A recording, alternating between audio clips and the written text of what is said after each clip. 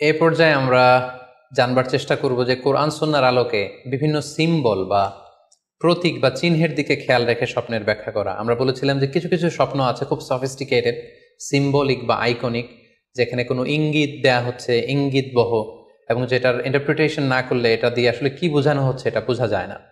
সেক্ষেত্রে কোরআন সুন্নাহর আলোকে, স্কলারদের অভিজ্ঞতার আলোকে কিছু আইকন বা সিম্বল, এগুলোর মিনিং কি হতে পারে সে ব্যাপারে আমরা জানবার চেষ্টা করব।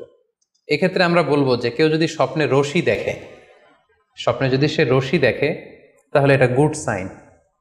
এটা কেমন যেন আল্লাহর সাথে একটা প্রতিশ্রুতির সাথে সম্পৃক্ত, কারণ আল্লাহ তাআলা কোরআনে ইরশাদ করেছেন ওয়াতাসিমু বিহাবলিল্লাহি জামিআ। আরবিতে রশি আরবি হচ্ছে হাবল, মানে ওয়াতাসিমু বিহাবলিল্লাহি জামিআ, তোমরা আল্লাহর রজ্জু বা রশিকে আঁকড়ে ধরো।